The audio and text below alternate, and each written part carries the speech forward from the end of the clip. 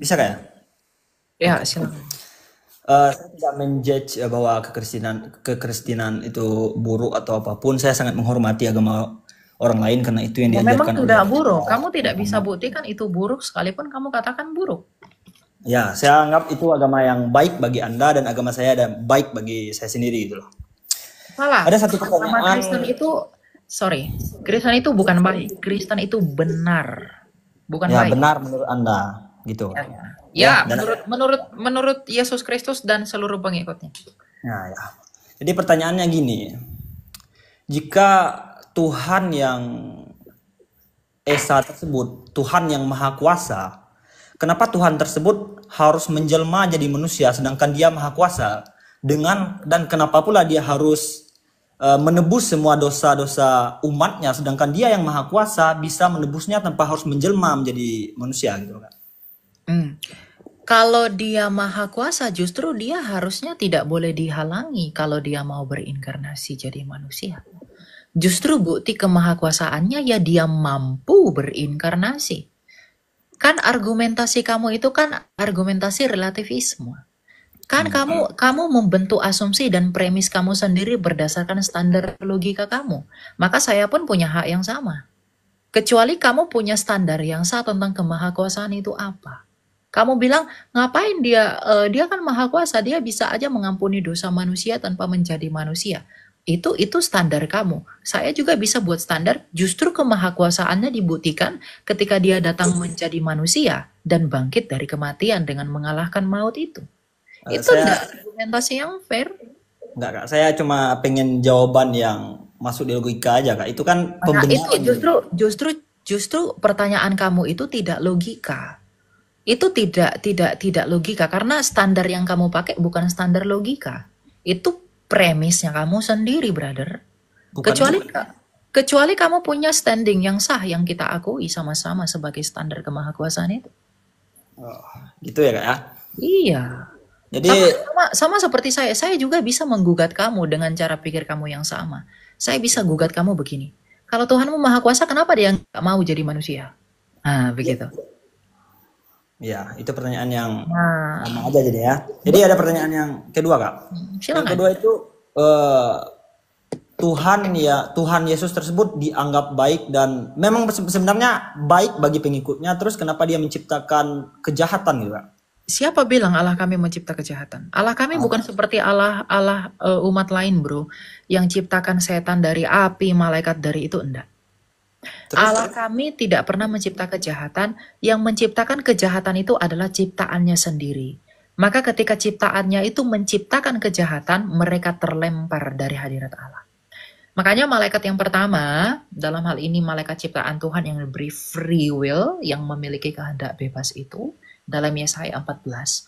Ketika mereka berdosa, malaikat itu punya keinginan untuk melawan Allah. Pada saat yang sama dia langsung terlempar dari hadirat Allah. Karena tidak boleh ada dosa di dalam Allah itu. Nah, yang membuat manusia itu jatuh siapa? Yang membuat malaikat itu jatuh siapa? Bukan karena Tuhan menciptakan dia untuk berdosa. Tapi Tuhan menciptakan dia itu seperti dirinya, menurut gambarnya sendiri. Maka disalahgunakan kemudian, lalu ketika disalahgunakan dia menjadi berdosa. Ingat dalam iman Kristen, manusia itu diciptakan menurut gambar dan rupa Allah, artinya punya kehendak bebas. Nah, manusia yang punya kehendak bebas ini bebas menentukan tindakannya dari dirinya.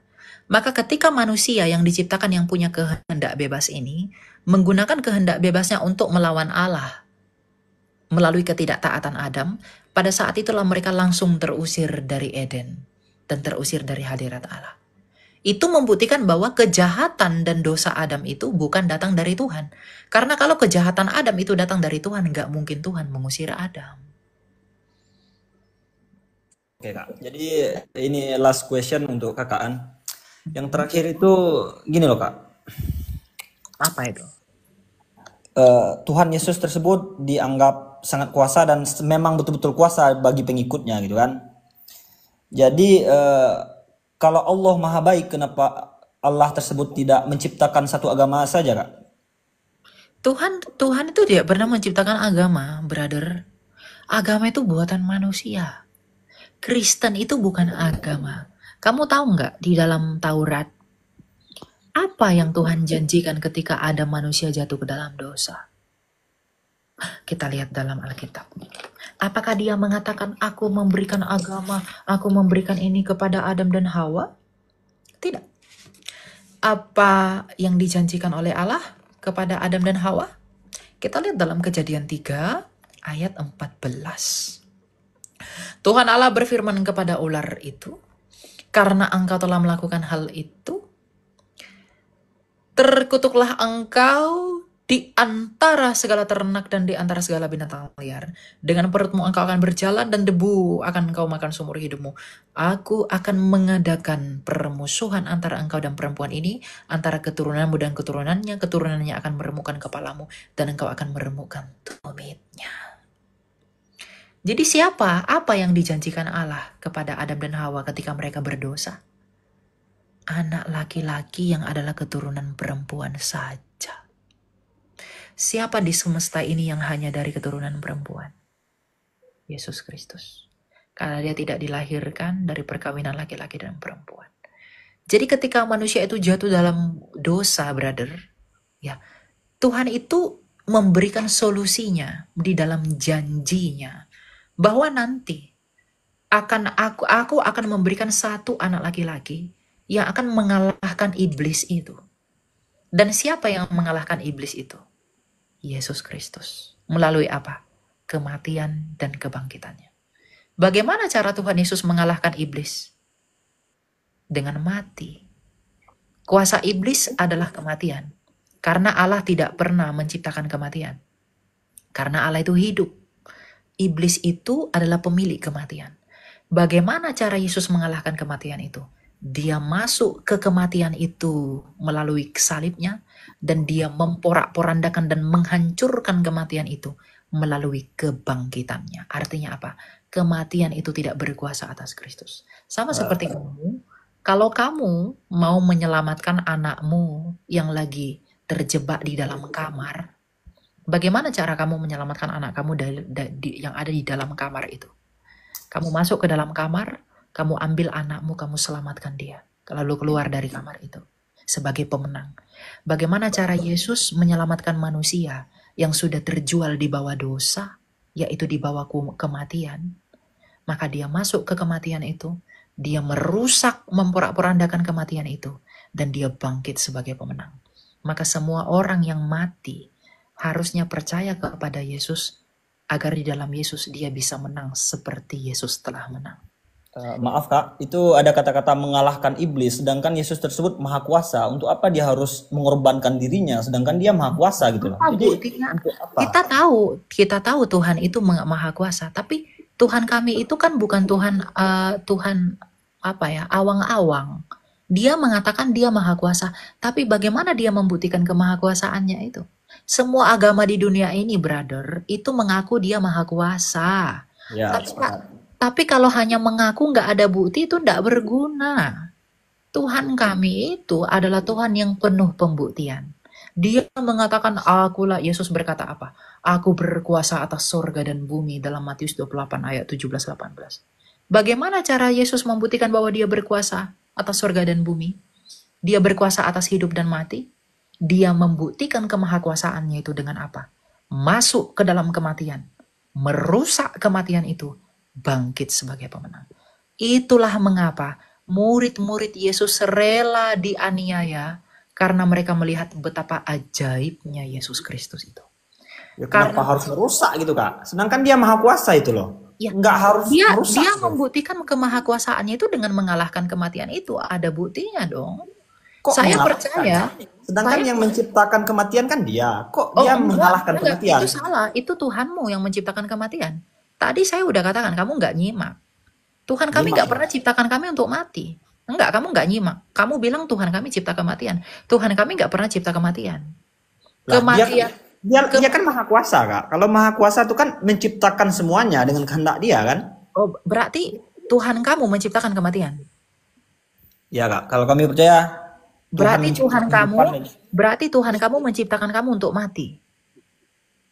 Enggak juga Kak. Innallah ya'budun Kak. Kan dia yang ciptakan kematian.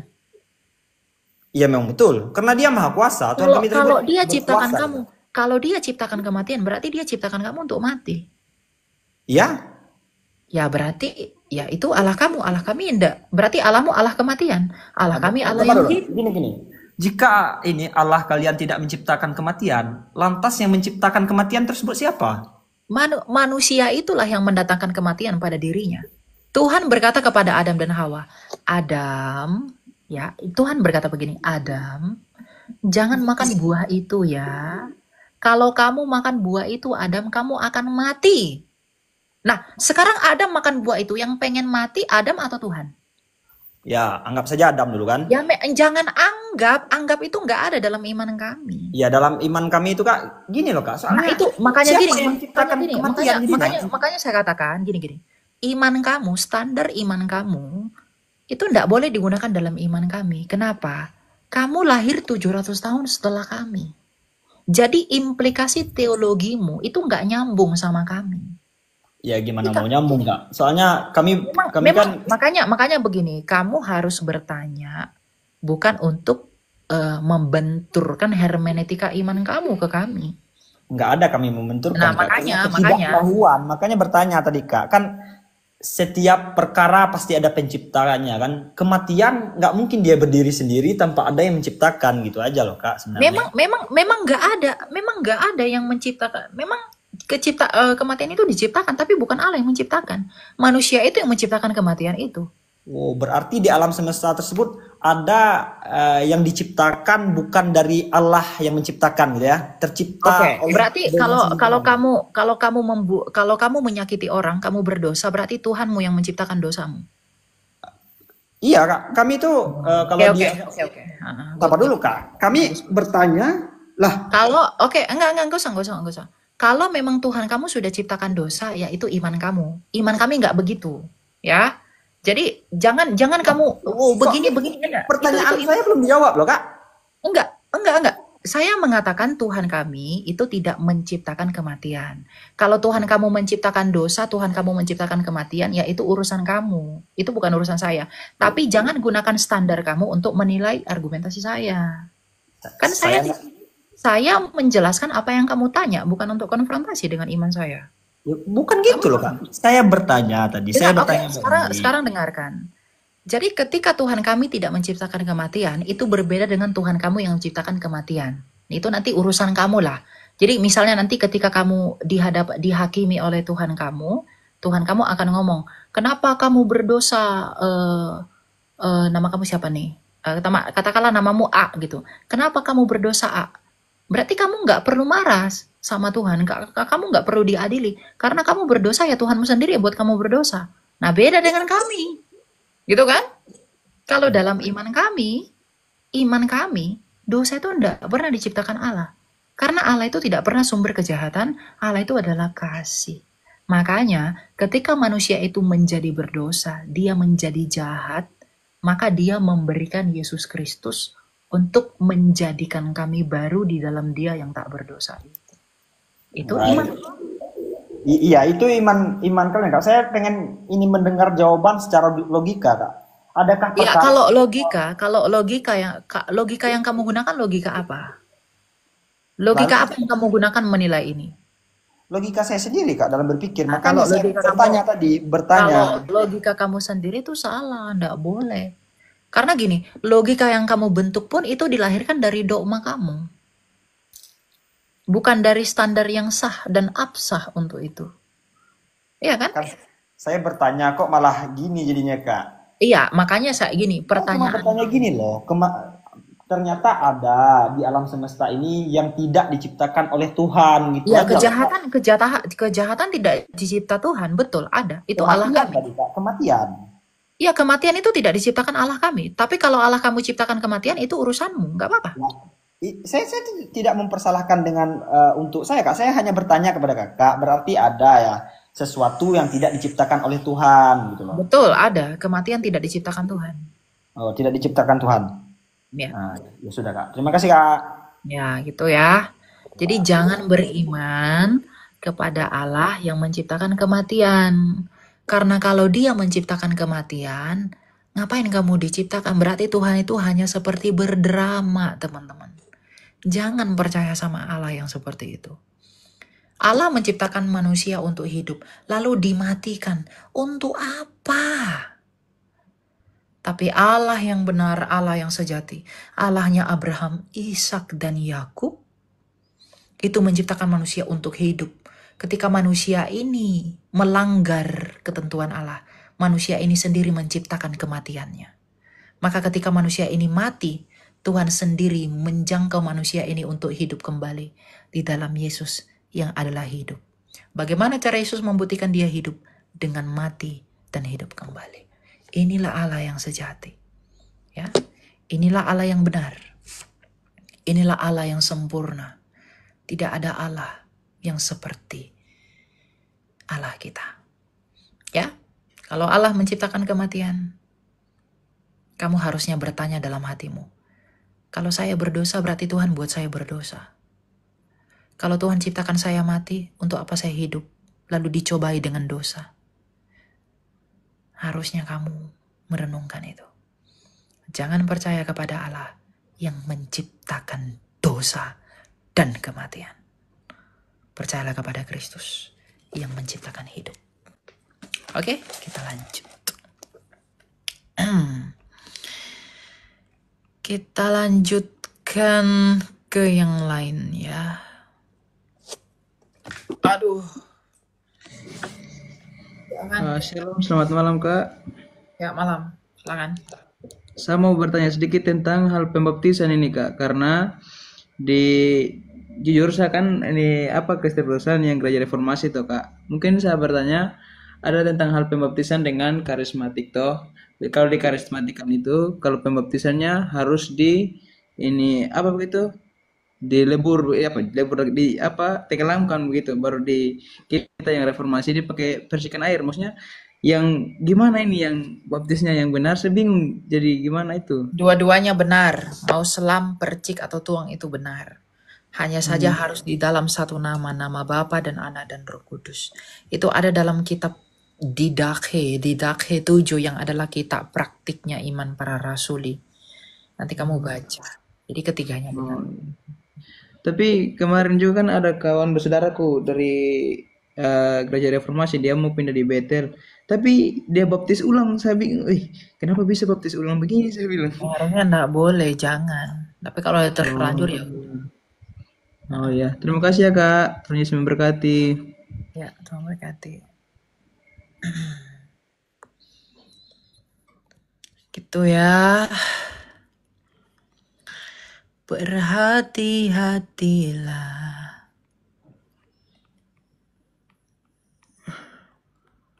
Jadi bukan hanya memilih makanan yang penting, memilih Allah juga penting. Ya, jangan sembarangan. Dan lihatlah bukti-bukti dari kehidupan Allah itu bagaimana. Itu. Tuh ya. Saya begitu.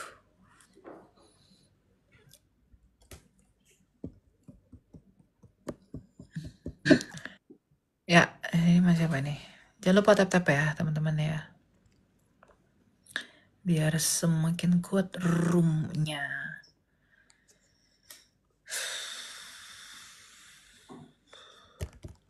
Ini siapa ini? Silakan Odes. Selamat malam. Halo Odes. Halo?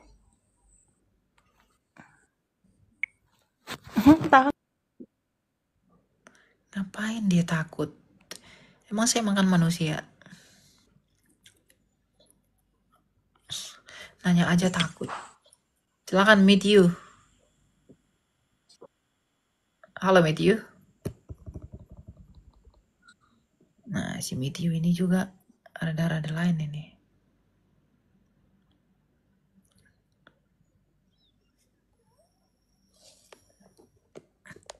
Anak-anak aja tahu setiap yang bernyawa mati. Itu anak-anak kami tuh nggak ngerti, nggak tahu dia akan mati. Karena kalau dia tahu dia akan mati, dia nggak mungkin mau dilahirkan. Silakan Mega. Halo. Ya silakan. Saya mau tanya siapa Rasul pertama Yesus dan apa alasan Yesus memilih dia? Rasul pertamanya Yesus itu Petrus dengan semua muridnya yang lain. Kan semuanya sama-sama ditabiskan ke-12 rasul itu. Tidak, yang pertama kali dia pilih. Petrus.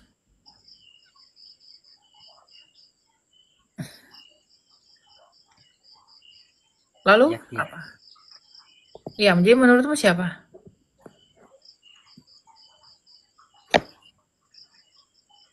Kalau kamu punya jawaban silakan, saya dengar. Siapa rasul pertama Yesus? Oke lah. Kalau Petrus Rasul pertama, apa alasan Yesus memilih Petrus?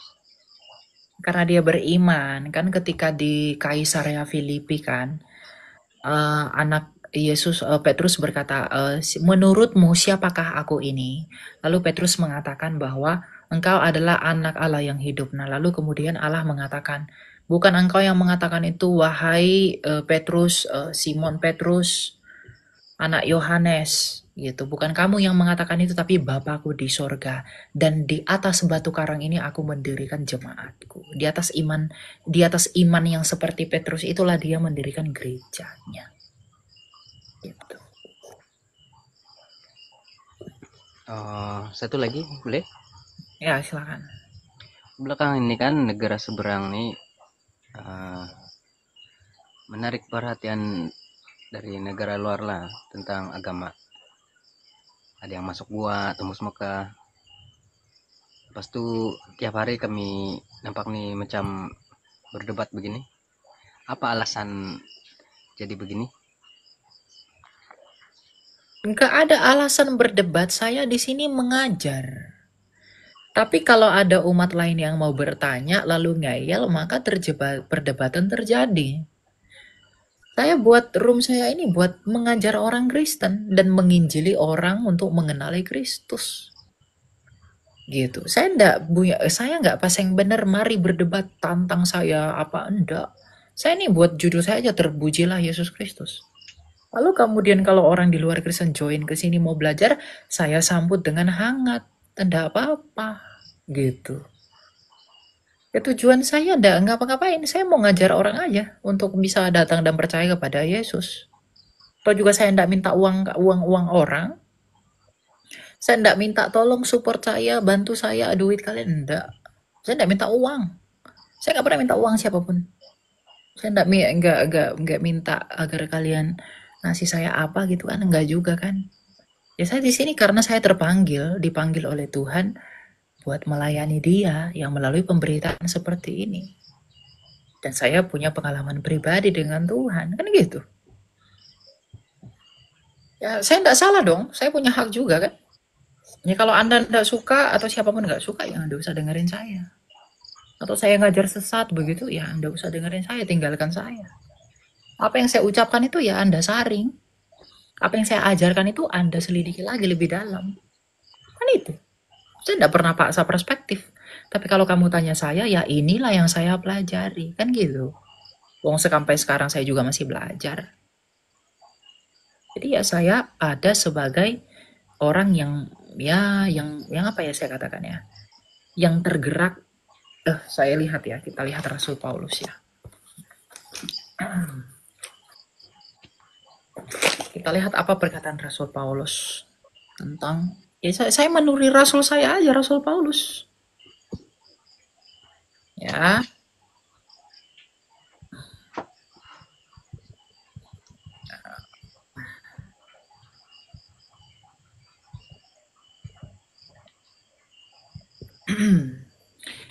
Di dalam 2 Korintus 1 ayat 14. Oh, bukan ya.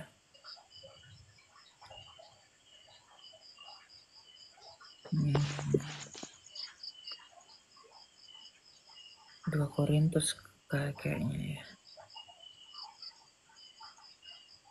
Mana nih? Oh ya nih ya. Nih dikatakan.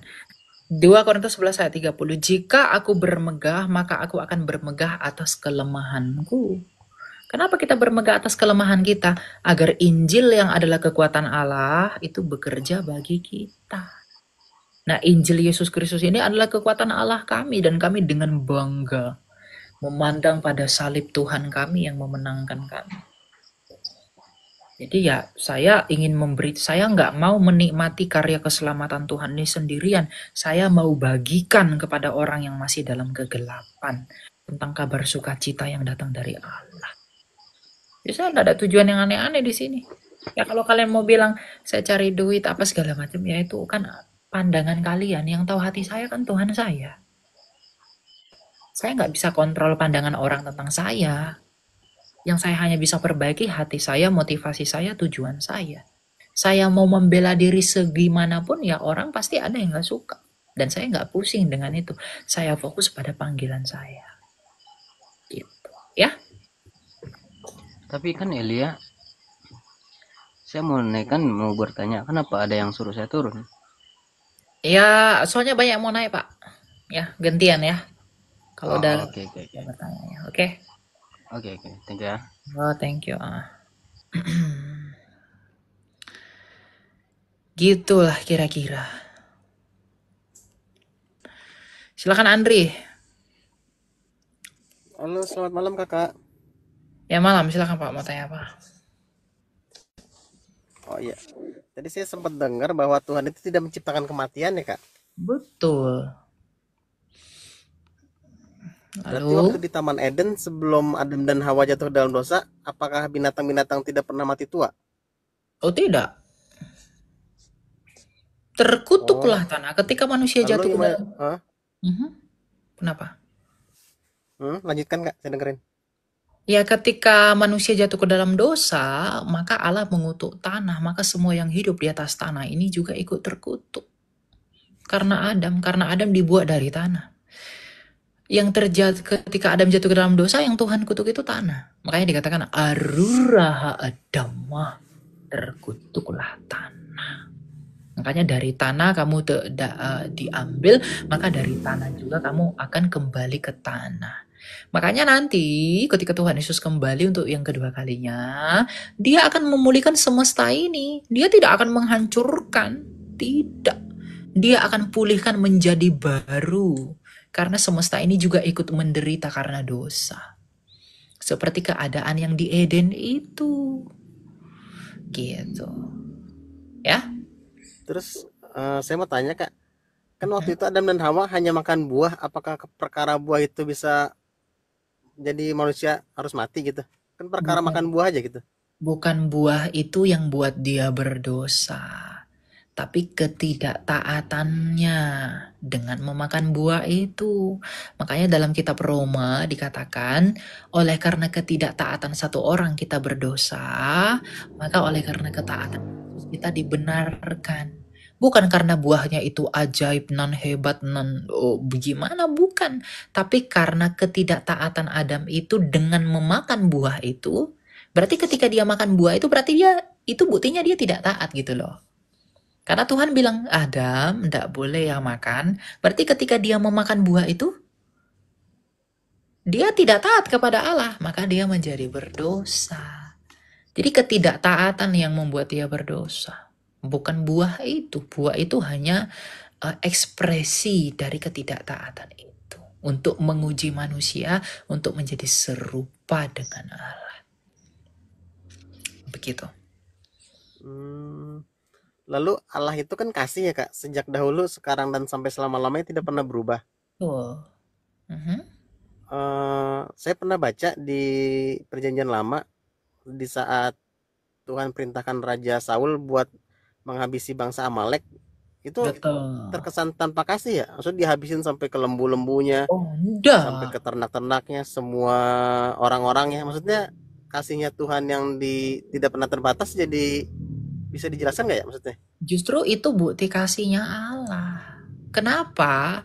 Bukankah orang Amalek duluan yang mau membinasakan Israel? Maka karena di Perjanjian Lama berlaku hukum tabur tua, gigi ganti gigi, mata ganti mata, maka apa yang mau dilakukan orang Amalek kepada Israel, maka Israel melakukan itu kepada mereka. Amalek itu pengen menghabisi Israel. Maka Israel balik menghabisi mereka. Itu bukan tanda Allah tidak kasih. Itu justru bukti kasihnya di dalam keadilannya yang tak bercacat itu. Kalau orang Amalek nggak mau membunuh Israel, nggak mungkin Israel akan perangi mereka. Kalau bangsa-bangsa lain tidak mau nyakiti Israel, nggak mungkin Israel melawan. Kan gitu. Tapi karena Amalek ingin membinasakan Israel yang adalah umat pilihan Tuhan untuk menurunkan Mesias, maka ya Amalek akan menanggung apa yang mereka mau lakukan. Gitu. Makanya di dalam Wahyu 11 tentang kedua saksi Allah itu dikatakan bahwa barang siapa yang mau menyakiti Elia dan Henok akan mati dengan cara sebagaimana mereka mau menyakiti. Misalnya, saya mau menyakiti kamu dengan cubit kamu, maka saya yang akan mati tercubit. Gitu. Nah, itu hukum Allah di Perjanjian Lama. Jadi itu bukan tanda tidak kasih, itu bukti kasihnya di dalam keadilannya yang tidak tumpang tindih itu. Ya? Boleh saya tanya lagi, Kak? Satu lagi? Boleh, silakan. Boleh. Tuhan menciptakan Yudas bukankah untuk mati memang? Karena kan jika Yudas tidak mati dan mengkhianati Tuhan, berarti firman Tuhan itu tidak tergenapi. Bukan dong. Nubuatan itu kan pengetahuan Tuhan. Sama seperti saya. Tuhan tahu bahwa saya akan berdosa. Tapi apakah Tuhan yang membuat saya berdosa? Tuhan tahu bahwa bahwa nanti di masa depan akan ada yang mengkhianati Yesus, namanya Yudas. Maka pengetahuannya ini dicatatkan dalam bentuk nubuatan. Tapi bukan berarti Tuhan yang memprogram Yudas atau menciptakan Yudas untuk memberontak. Sama seperti misalnya kamu nih, goreng pisang, ya. Tuhan tahu bahwa kamu besok menggoreng pisang. Dan kamu pasti besok menggoreng pisang. Karena pengetahuan Tuhan gak boleh gagal. Kalau sampai besok kamu tidak goreng pisang, berarti pengetahuan Tuhan gagal, maka dia bukan lagi Allah. Jadi kalau Tuhan tahu bahwa besok kamu akan goreng pisang, maka kamu harus menggoreng pisang. Tetapi menggoreng pisang itu bukan karena Allah yang memprogram kamu untuk goreng pisang, tapi dari kemauanmu sendiri. Yudas pun begitu. Tuhan tahu bahwa akan ada yang mengkhianati dia, namanya Yudas. Tapi bukan Tuhan yang memprogram, menciptakan Yudas untuk mengkhianati dia. Tapi dari keinginan Yudas sendiri. Yudas kan udah dikasih kesempatan bertobat, tapi malah tidak mau bertobat. Gitu. Makanya dia disebut anak kebinasaan karena dia membinasakan dirinya sendiri. Petrus juga sangkal Yesus tapi bertobat selamat. Yudas jual Yesus tapi tidak mau bertobat, ya binasa. Gitu loh, ya. Paham? Berarti Tuhan pun udah tahu juga ya kalau si Adam ini akan mengkhianati, maksudnya akan tidak taat sama Tuhan gitu, akan makan buah gitu. Tahu, dia tahu. Tapi kenapa dia tetap mencipta? Mungkin begitu pertanyaan kamu ya. Enggak, karena begini, Allah. Iya, maksudnya kenapa harus ciptakan buah itu gitu? Iya, karena gini, Allah itu tidak berubah. Tuhan tahu manusia itu akan jatuh ke dalam dosa. Tapi mengapa Tuhan tetap menciptakan? Kalau dia tahu Adam dan Hawa jatuh ke dalam dosa, maka dia tidak jadi mencipta. Berarti dia berubah. Dia plan. Dan Allah itu tidak pernah plan.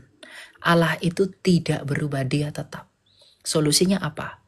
Tuhan tahu Adam dan Hawa jatuh ke dalam dosa, akan jatuh ke dalam dosa. Tapi dia tetap menciptakan Adam dan Hawa, tapi pada saat yang sama dia persiapkan Mesias. Yaitu Yesus Kristus yang dia janjikan. Makanya ketika Adam dan Hawa berdosa, apa yang Tuhan janjikan? Anak laki-laki yang adalah keturunan perempuan. Kalau dia sampai berubah, misalnya nih, dia tahu nih Adam dan Hawa jatuh ke dalam dosa, lalu dia nggak jadi menciptakan. Berarti ada improvisasi di dalam Allah, dia labil, maka itu bukan Allah. Justru ketika dia tahu bahwa manusia itu akan jatuh dalam dosa, dia tetap menciptakan. Tetapi pada saat yang sama, dia persiapkan antisipasi dengan apa? Yesus Kristus. Makanya dikatakan Yesus Kristus dipersiapkan sejak kekekalan. Makanya Tuhan Yesus bilang apa? Aku datang dan keluar dari Bapa. Aku ada di dalam hadirat kekekalan Bapa-Ku. Kalau dia tidak jadi mencipta, dia bukan Allah. Karena Allah itu tidak berubah. Tapi kalau dia tahu manusia itu jatuh dalam dosa, dia tidak jadi mencipta, berarti dia berubah dong. Itu bukan Allah. Allah itu nggak berubah, brother. Yang berubah itu hanya manusia. Kenapa? Karena tidak maha tahu. Kita bilang, aduh nggak jadi masak lah, nanti nggak enak, bla bla. Nggak jadi. Itu karena nggak maha tahu. Dan tidak sempurna. Allah itu sempurna. Kalau dia sempurna, dia tidak butuh movement lagi di dalam dirinya. Kalau dia sempurna, maka tidak perlu ada perubahan lagi dalam dirinya. Kalau sampai ada perubahan dalam dirinya, berarti dia bercacat. Dia tidak sempurna. Allah kami bukan Allah yang tidak sempurna. Allah kami sangat sempurna. Begitu. Ya. Berarti dia juga tahu ya nanti jumlah manusia yang akan diselamatkan itu berapa dan yang binasa itu berapa gitu. Dia tahu. Pasti dia tahu. Sampai akhir zaman dia tahu jumlahnya berapa. Tapi bukan dia yang membuat jumlah itu. Tapi manusia itu sendiri. Gitu. Dia hanya tahu, tidak menentukan dalam pengertian secara paksa. Ya. Oke Kak. Makasih banyak ya Kak. Sukses selalu. Oke, Tuhan berkati ya. God bless you.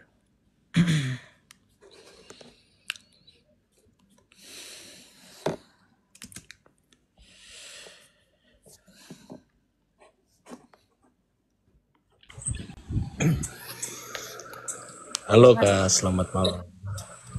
Ya malam. Produk. Silakan produk, mau tanya apa? Iya, mau tanya seputaran ini bahasa roh kan.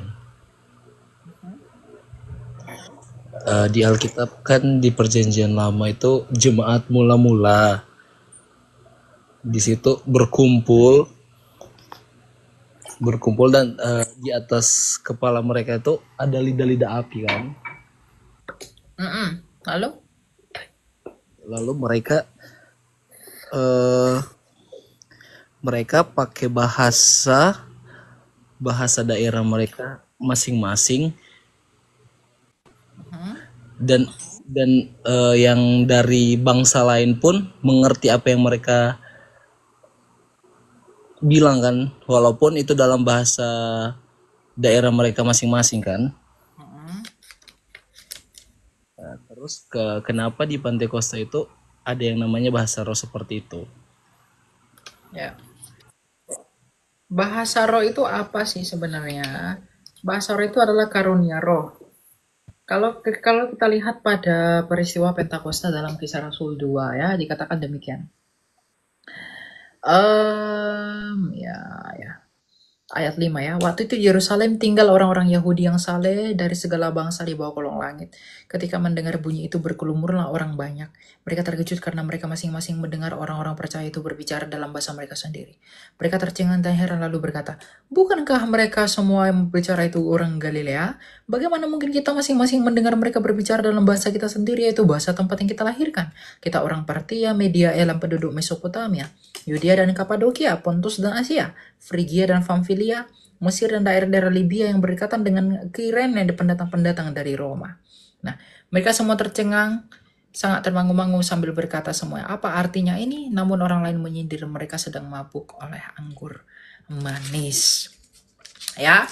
Nah, jadi dalam iman Kristen, bahasa lidah itu disebut dengan senolalia, yang kemudian diatur oleh Rasul Paulus dalam 1 Korintus 14. Nah, bahasa roh itu tujuannya apa? Bahasa roh itu tujuannya adalah penginjilan. Jadi bahasa roh itu harus dipergunakan untuk tujuan penginjilan. Dan bagaimana cara menggunakan bahasa roh? Yang pertama, bahasa roh itu harus digunakan secara bergantian di dalam pertemuan jemaat. Lalu kemudian orang yang berbahasa roh, dia harus meminta kepada Tuhan agar dia punya karunia menafsirkannya. Kita baca dalam 1 Korintus 14 ayat 13.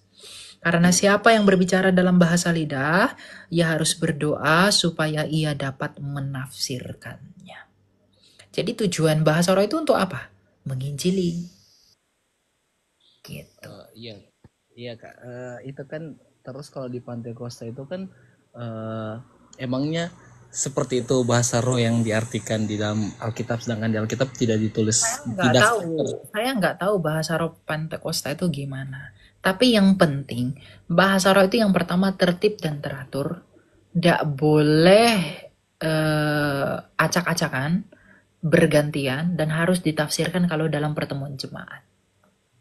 Oh ya, soalnya yang saya pernah dengar itu sampai ada yang namanya sekolah bahasa roh gitu. Oh itu salah, itu tidak ada sekolah bahasa roh.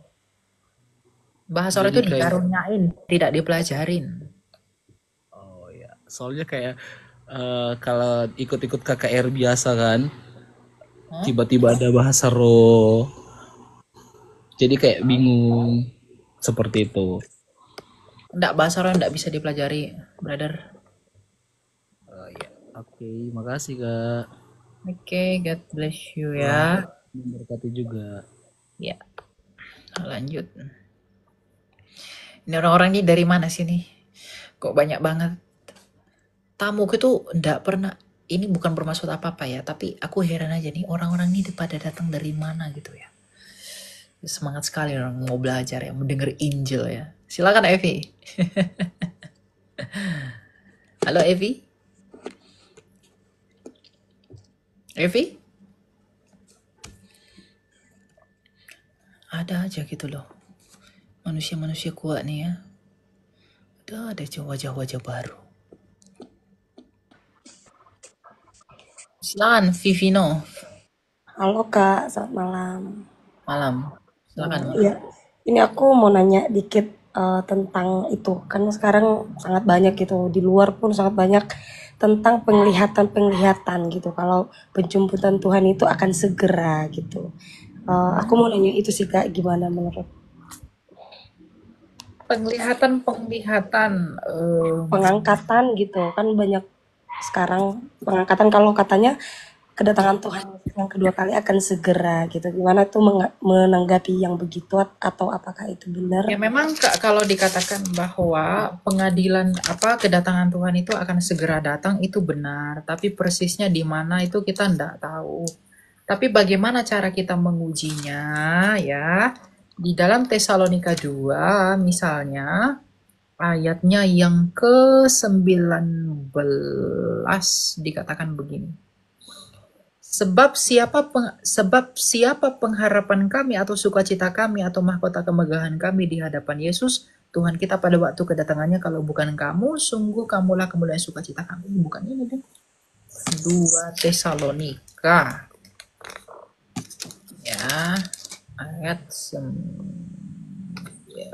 Nah, ujilah segala sesuatu.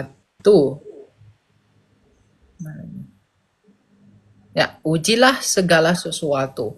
Nah, kalau kita misalnya mendapatkan penglihatan-penglihatan itu, benar atau tidaknya kita harus menguji dalam segala sesuatu. Mengujinya lewat apa? Firman Tuhan. Misalnya ada orang mengaku, saya dibawa ke neraka. Di neraka itu saya melihat ini, itu. Neraka aja belum ada, gimana dia bisa melihat? Lalu kemudian di neraka saya melihat ada algojo menyiksa manusia. Sekarang saya tanya, neraka itu tempat iblis disiksa atau iblis menyiksa? Nah, begitu loh. Jadi semua penglihatan-penglihatan tuh harus kita uji. Benar atau enggaknya menurut Alkitab. Masalah ada yang ramal, Tuhan nanti datang 2030, 2033 itu terlalu mengada-ngada. Ngapain begitu? Fokus aja bertumbuh dan berbuah. Itu enggak urusan kita mau dia datang besok, datang bulan depan. Yang penting kita menjadi 5 gadis bijaksana itu loh, yang mempersiapkan pelita untuk hidup di dalam perkenanan Allah, agar kita sendiri tidak ditolak. Begitu. Ya. Oke, cukup. Terima kasih Kak. Oke ya, God bless you ya, semangat. Dia harus diuji. Saya sendiri ndak mau ramal-ramal. bilang nanti datangnya seperti ini, enggak. Itu enggak bagian saya. Alkitab sudah cukup menubuatkan segala sesuatu yang akan terjadi di bawah kolong langit ini, teman-teman. Dan pengharapan kita adalah penantian akan pengadilan Kristus. Ketika kita dibenarkan oleh karena cinta dan kasih-Nya. Dia akan menerima kita sebagai domba-dombanya. Dia tidak akan menghukum kita. Karena apa? Tidak ada lagi penghukuman bagi orang percaya. Maka persiapkanlah dirimu untuk menyambut sukacita itu dengan apa? Hiduplah dengan baik. Ya, mari kita menjauhi kecemaran, kepahitan, ketamakan. Hidup di dalam perkenanan Tuhan. Makanya kalau ada orang-orang Kristen gitu ya, cari kemakmuran aja kerjanya. Aduh, dia nggak ngerti hidup jadi Kristen tuh apa. Salah itu. Fokus untuk memperbaiki batin ini loh. Mengejar Allah yang adalah batin itu. Silakan, siapa nih? Aduh. Ya, fokuslah berbuat dengan benar agar Tuhan dimuliakan. Sabar ya teman-teman. Ada banyak. Silakan, Hello Boy. Halo, Hello Boy. Halo. Gitu. Aduh, ya adalah.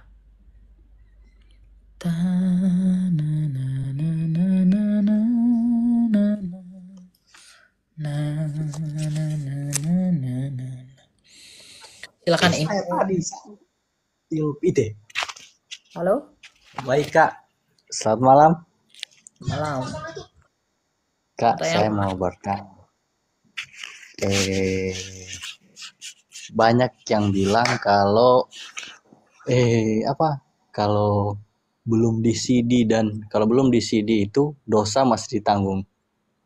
Dosa masih ditanggung orang tua, nanti setelah CD baru dosa ditanggung kita, begitu Kak? Nggak ada itu dosa tanggung orang tua. Dosa tanggung sendiri-sendirilah. CD itu kan menyatakan iman dari baptisan yang dia terima waktu kecil. Tidak ada dosa tuh ditanggung orang tua. Ditanggung dirinya sendiri.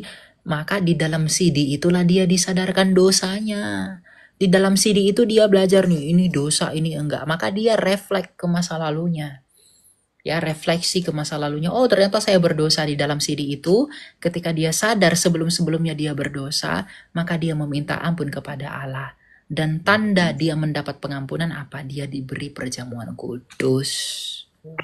Makanya di gereja-gereja yang seperti itu setelah CD baru boleh perjamuan kudus. Gitu, ya, betul Kak. Gitu ya. Ya Kak, terima kasih Kak. Ya. Terberkatilah nama Kristus Tuhan kita yang hidup, yang menjadikan kita. Terpujilah Kristus, Allah yang perkasa, yang menghidupkan kita, yang menjadikan segala sesuatu. Terpujilah Kristus, Tuhan dan Raja kita, yang menghidupkan segala sesuatu.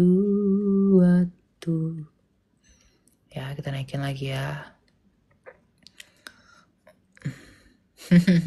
Woi Miko. Ngapain kau Miko di sini? Ada temanku di bawah. Silakan Pakne Aji. Salam Kak. Dengar nggak? Ada. Mau tanya itu masalah, kan itu di gereja saya kan ada namanya doa peperangan tuh, yang intinya ketika ada orang yang ada manifestasi, ada orang yang kerasukan atau membersihkan rumah atau hal-hal yang berhubungan dengan roh-roh jahat lah. Itu menurut Kak Elia gimana? Apa itu emang ada atau emang menurut pandangan Kak Elia gimana itu? Ya, enggak apa-apa. Ya itu kan doa ya. Di dalam surat Rasul Yakobus dikatakan Doa orang benar dan bersungguh-sungguh hati itu besar kuasanya kalau didoakan dengan sungguh-sungguh. Lalu dalam Efesus 6 ya ayat 11 dikatakan begini, kenakanlah seluruh perlengkapan senjata Allah supaya kamu dapat bertahan melawan tipu muslihat iblis.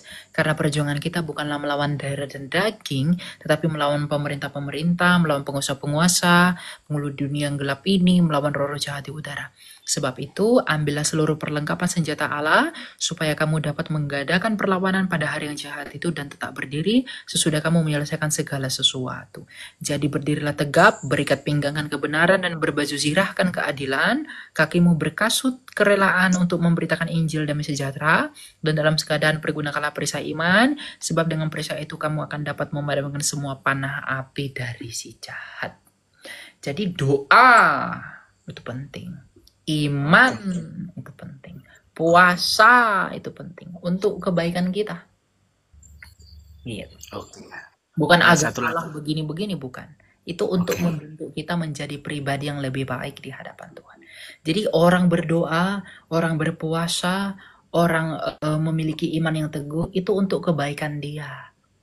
Bukan agar Tuhan cinta sayang sama dia. Cinta Tuhan tidak pernah berubah. Cinta Tuhan itu selalu tetap, kamu berdosa, tidak berdosa pun, Tuhan akan tetap sayang sama kamu. Tapi kalau kamu berdosa atau tidak berdosa, cintamulah yang berubah sama Tuhan. Cinta Tuhan tidak pernah berubah.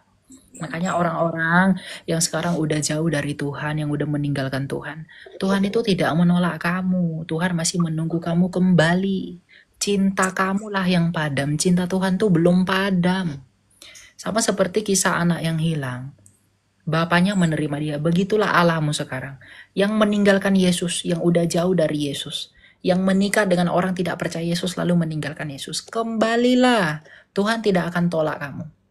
Ada orang bilang, kan Kak Elia saya udah murtad dari Yesus. Saya udah murtad dari Kristen karena menikah dengan pasangan saya yang bukan Kristen. Untuk apa lagi saya kembali? Wong saya udah menghujat Roh Kudus. Itu bukan menghujat Roh Kudus. Kalau kamu masih punya niat untuk kembali ke Kristen, kamu belum menghujat Roh Kudus.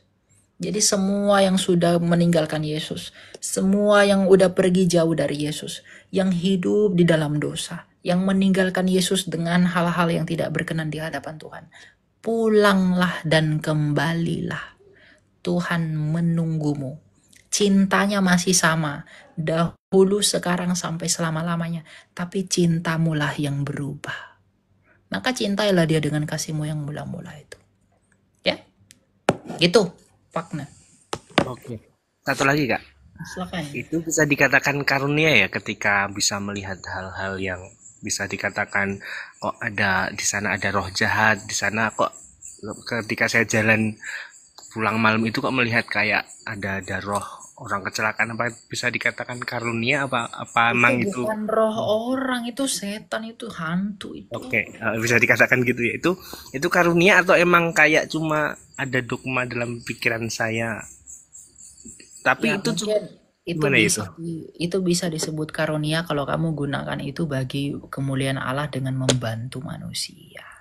Jadi karunia itu gunakan buat kebaikan, buat kebenaran.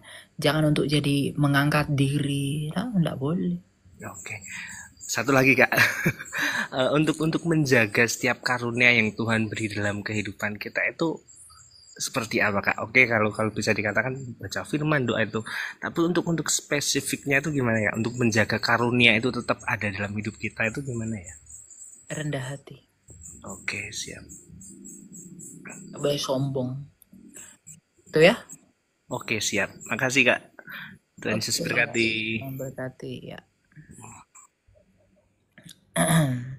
Rendah hati itu penting ya, harus rendah hati. Ya, jangan karena udah kaya, udah apa gitu temannya dilupain ya kan. Karena ada gitu, dia udah sukses begitu ya di perantauan, temannya dilupain, temannya nggak dianggap. Nggak boleh sombong-sombong. Aduh, kalau kita tahu seberapa cepat orang melupakan kita setelah kematian kita, nggak ada yang akan kita lakukan selain mau menyenangkan hati Tuhan kita. Aduh, nggak ada yang kuat di dunia ini selain Injil Tuhan. Nggak ada. Jangan orang sombong. Mau kau cantik, mau kau kaya, mau kau kuat, mau apapun yang ada padamu, nggak boleh sombong. Ya, tak boleh. Itu semua dari Allah. Gunakan itu buat kemuliaan Allah. Tidak boleh sombong-sombong. Ya, saya pun tidak boleh sombong. Saya udah melayani begini, tidak boleh. Ya, Rasul Paulus berkata apa? Meskipun saya sudah menginjili, saya tidak boleh bermegah. Karena itu bukan karena penginjilan itu adalah suatu keharusan buat semua orang. Saya tidak boleh sombong. Karena saya merasa lebih baik dari kalian atau siapapun, tidak boleh. Ya, tidak boleh orang sombong. Kunci untuk bisa memahami Allah, kunci untuk bisa mengenali Allah, itu rendah hati dulu. Kalau udah bebal, kamu akan menolak pengajaran itu. Kalau kamu udah bebal, udah batu, kamu gak akan bisa merefleksi dirimu untuk bisa mengenali Allah. Rendah hati, itu kunci paling penting mengenali Allah.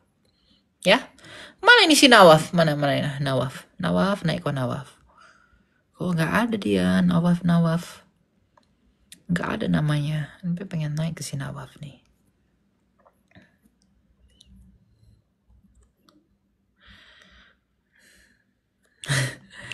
Tapi Kak, kalau dia ndak balas chat itu sombong nggak? Ya positif thinking, mungkin lagi sibuk atau apa begitu. Jangan tercepat simpulkan orang, ndak boleh. Ya, aku nggak tahu beban hidupnya seperti apa. Ya, nah, kalian pun kalau chat kalian saya ndak balas lama-lama tuh, aduh, banyak ini saya. Ini apa namanya? Pekerjaan ya teman-teman ya. Saya harus kuliah, saya harus ini banyak lah. Siapa lagi ini mau naik ini? Nawaf enggak ada Nawaf. Mana Nawaf ini?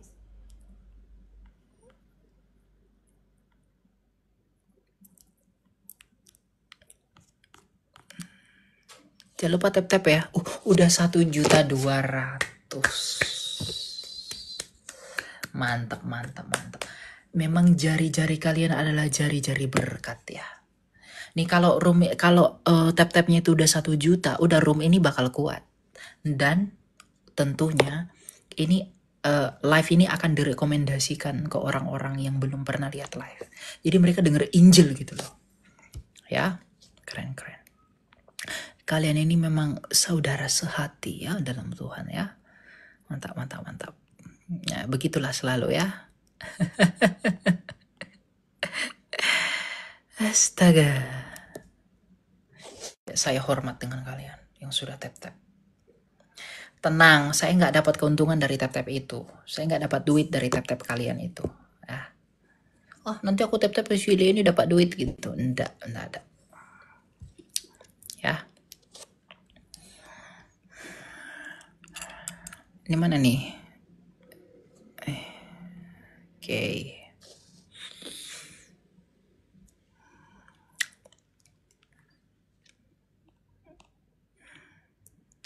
Siapa ini ya? Albert Trio. Cepat Albert ya. Biar ini ya. Biar Albert Liling Neho.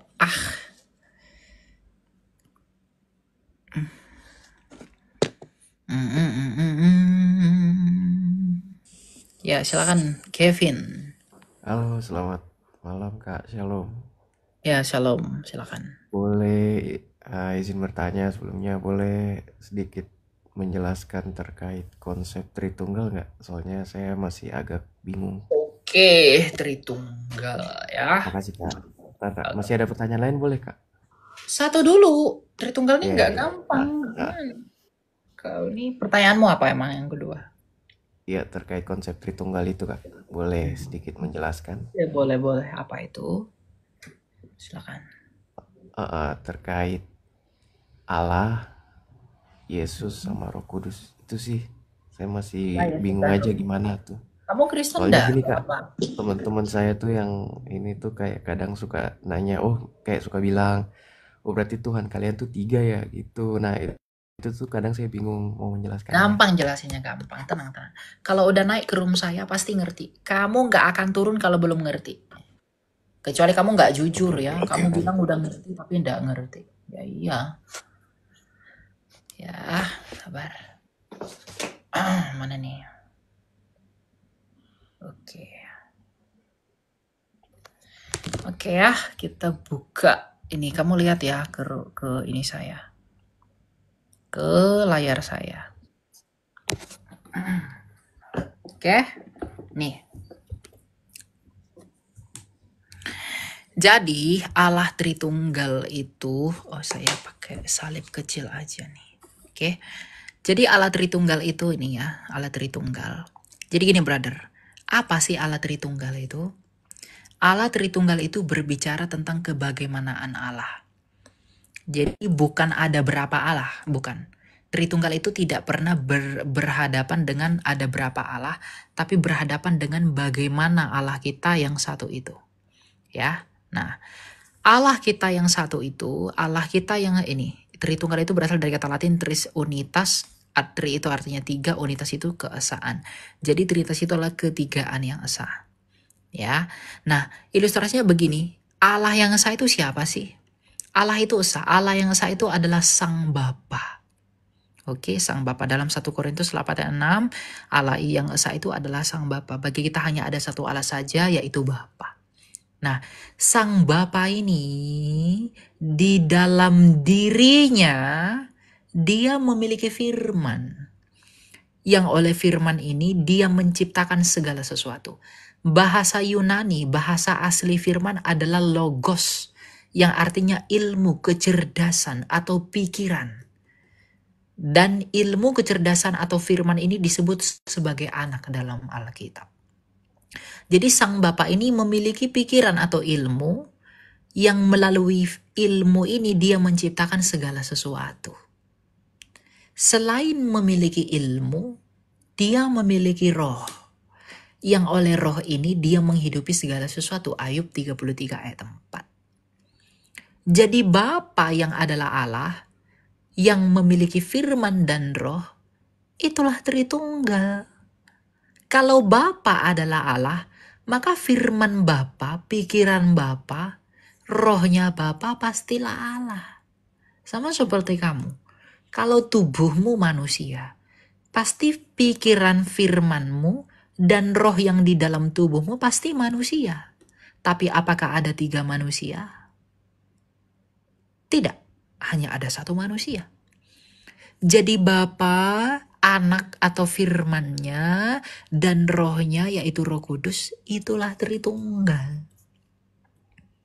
Nih, kalau Bapa ini kekal, pasti firmannya juga kekal, maka Yesus juga kekal. Kalau Bapa ini kekal, maka rohnya juga kekal, Roh Kudus kekal. Kalau Bapa ini pencipta, berarti firman Bapa juga pencipta, rohnya Bapa juga pencipta. Kalau Bapa ini Tuhan, maka firman-Nya adalah Tuhan, rohnya juga adalah Tuhan. Sama seperti kamu. Kalau kamu itu pelajar, pasti pikiran, rohmu, tubuhmu juga pelajar. Tapi tidak ada 3 pelajar kan? Hanya ada 1 kan? Nah, Yesus itu siapa? Yesus itu adalah firman Allah yang menjadi manusia. Dalam Yohanes 1 ayat 14 dikatakan firman itu telah menjadi manusia. Nah, kalau iman lain percaya firman Allah jadi buku.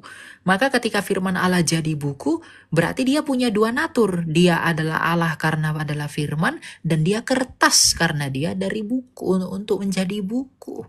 Ketika misalnya firman Allah yang jadi buku itu firman yang jadi buku itu terbakar. Apakah firman Allah terbakar? Tidak.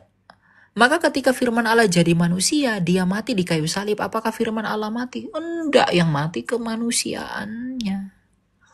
Keilahian enggak boleh mati. Jadi apa Allah mati? Enggak mati. Allah kita enggak pernah mati. Yang mati adalah firman Allah melalui kodrat kemanusiaannya dia mati. Jadi Bapa, firmannya Bapa sendiri, rohnya Bapa sendiri, itulah Tritunggal. Ngerti? Oke Kak, ngerti. Sungguh-sungguh mengerti atau pura-pura mengerti? Udah lumayan paham. Oh, ini penjelasan saya ada di akun TikTok saya ini. Nanti kamu bisa download, bisa share ke mereka. Ini saya udah videoin dan saya udah jelasin, oke? Oh iya, oke. Makasih ya Kak. Shalom, selamat malam. Ya, salam, semangat ya. Jadi gitu, fitnah tuh harus dijawab. Karena kita dituntut bertanggung jawab tentang pengharapan yang ada pada kita. Gitu loh saudara-saudara. Di akun aku yang ini ada videonya. Iman kita itu sudah sempurna. Karena Kristus itu sangat dan terlalu sempurna. Jadi tidak ada alasan bagi orang Kristen untuk tidak mengerti imannya. Kalau orang Kristen tidak mengerti imannya karena dia tidak mau belajar. Kalau mau belajar pasti bisa ngerti. Semua pertanyaan gugatan iman tuh udah dijawab dalam gereja sejak mulanya. Ya, gitu. Kita lanjut ya.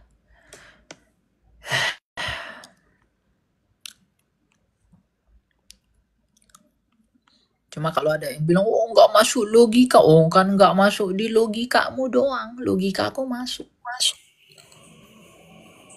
Ya, silakan Riko. Malam. Riko? Oke, mana ya si Riko ini? Ya. Jadi kalau dibilang apa namanya, nggak masuk logikanya, nggak masuk di logikamu toh. Jangan samain dong logika orang, beda-beda kapasiti. Ya. Nah kalau mau upgrade, percayalah kepada Kristus sang logika itu. Dia logos, sang ilmu.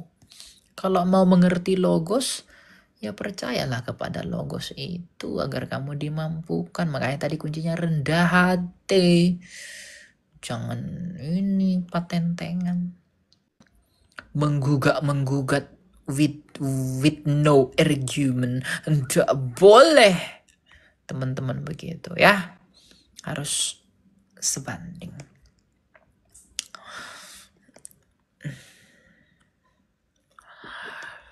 Oke.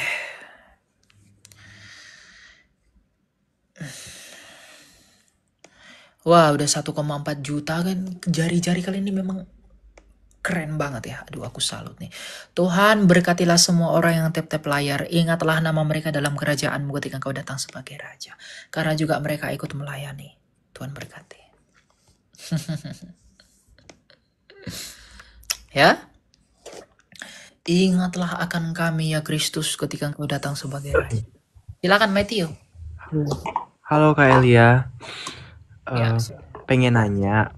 Kan tadi di penjelasan di Trinitas itu bahwa Yesus adalah firman Allah Bapa. Dan saat di perjanjian lama Allah itu berfirman kepada Abraham, apakah Yesus juga dalam bentuk semak atau bentuk firman-firman gitu di perjanjian lama atau yang didengarkan Musa itu apa? Apa tuh Kak? Apa yang didengar para nabi di perjanjian lama? Firman. Firman. Siapa firman itu? Firman itu Yesus kalau di penjelasan Kakak. Iya. Berarti yang bertemu di perjanjian lama dengan para nabi itu siapa? Yesus. Yesus. Tapi belum dalam inkarnasinya, tapi dalam teofaninya. Yang artinya teofani itu dari kata Yunani theos panero, yang artinya penampakan Allah sang firman. Makanya gini, kamu ngerti nggak? Kamu paham nggak mengapa Yesus pernah menulis di tanah di pelataran bait suci? Apa yang dia tulis di atas tanah itu? Ketika ada perempuan berzina, lalu dia menulis sesuatu di tanah. Enggak tuh. Enggak. Nggak tahu kan? Apa yang ditulis? Yang ditulis oleh Tuhan Yesus itu adalah 10 hukum. Jadi dia mau berkata begini, akulah yang menulis hukum ketika Musa menemui aku di Gunung Sinai itu. Itu yang mau dia mau berkata begitu. Ingat, ketika Musa naik ke Gunung Sinai, dia menerima 10 hukum Allah, bukan? Ya. Di atas batu. Nah, lalu Tuhan Yesus pada peristiwa itu, dia juga menulis di atas tanah yang berbatu, karena itu pelataran bait suci. Di zaman Musa, ketika Musa naik ke atas, umat Israel itu berzina rohani karena umat Israel menyembah lembu emas. Tuhan Yesus juga sedang dihadapkan pada kasus perzinahan. Maka ketika orang-orang Yahudi itu bilang ke Yesus, gimana cara menghadapi orang ini? Lalu Tuhan Yesus menulis 10 hukum. Dia mau mengatakan apa? Aku yang tulis itu, yang ada di dalam Musa itu, aku yang tulis. Tuhan Yesus juga pernah berkata apa? Kepada Abraham. Dia berkata apa kepada orang Yahudi? Sebelum Abraham ada, aku ada. Karena Abraham telah bersukacita melihat hariku. Ingat 3 orang yang menampakkan diri di perjanjian lama di bawah pohon terbantin kepada Abraham? Itu 2 itu malaikat, satunya itu Yesus dalam bentuk penampakan. Nah, ketika ketiga orang ini mendatangi Abraham, bukankah Abraham bersukacita sehingga dia menyuruh istrinya buat memasak buat ketiga orang ini? Nah, maka Tuhan Yesus mengatakan, akulah yang ditemui Abraham itu. Cuma di perjanjian lama, Yesus itu menampakkan dirinya dalam bentuk penampakan. Kadang jadi api, kadang jadi tiang awan, kadang jadi malaikat, Memra Elohim, Malah Yahweh. Kadang banyak, namanya juga penampakan. Dan itu sifatnya tentatif. Tapi di perjanjian baru, dia sungguh-sungguh menjadi manusia. Oke. Luar biasa sih. Keren ya konsepnya tuh, kayak udah Memang terstruktur. keren. Makanya kalau ada orang menjual Yesus, aduh, dia nggak ngerti Alkitab itu. Dia nggak ngerti. Gak paham dia tuh Alkitab tuh. Gitu loh. Oke. Satu lagi boleh nggak Kak Elia? Ya, apa itu? Sama kemarin itu yang Kak Elia sempat debat sama ibu-ibu, itu tuh dia tuh bilang kalau Tuhan Yesus itu nggak diperhitungkan sebagai keturunan Israel karena dari rahim Maria, bukan dari Yusuf. Itu tuh maksudnya gimana sih Kak, dia dengan tuduhan itu? Karena kan 12 suku Israel itu kan dihitungnya cowok-cowok. Dan dia bilang kayak ada anak ke-13 di suku Israel. Dia kayak bingung gitu.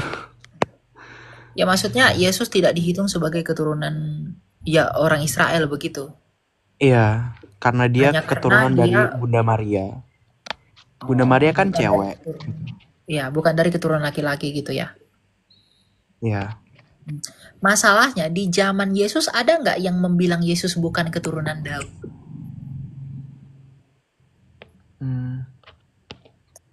Ada nggak yang menolak Yesus itu anak Daud? Nggak ada.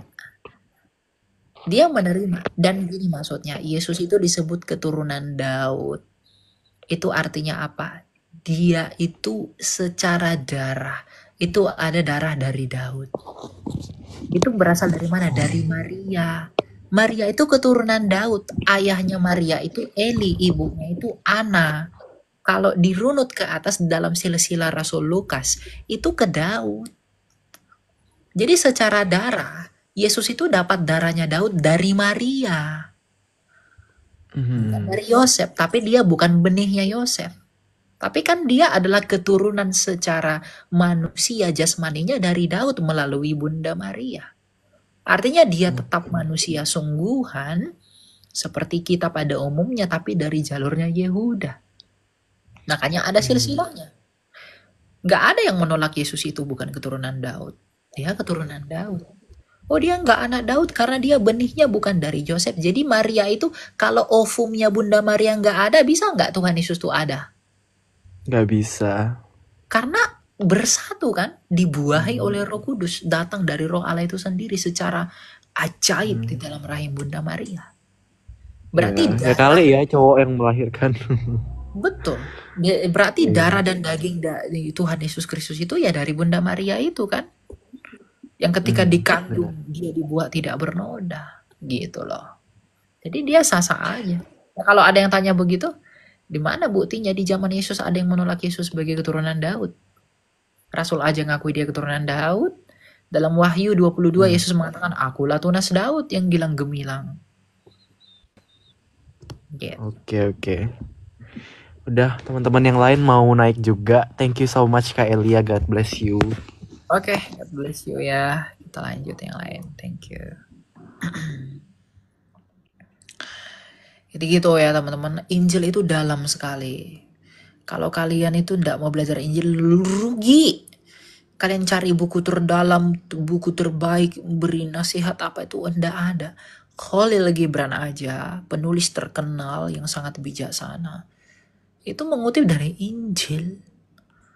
Karena apa? Injil itu hikmat Allah itu sendiri, Yesus Kristus. Anda ada yang lebih dalam dari dia itu.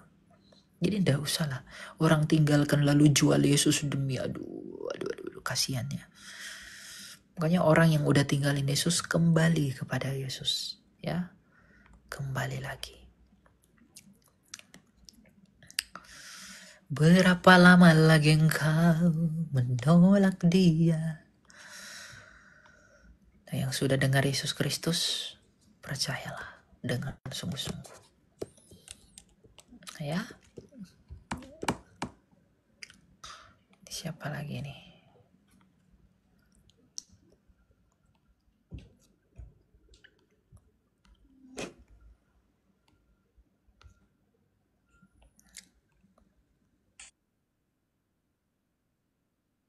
Ya, silakan. Siapa ini? Are. Iya, malam. Silakan.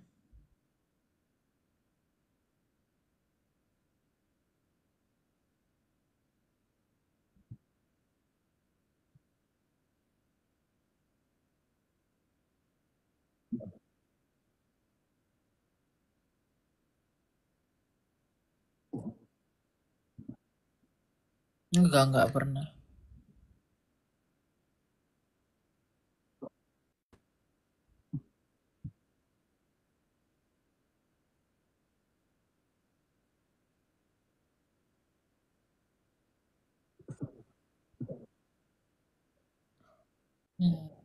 Saya tidak menghalangi. Ya, sabar ya.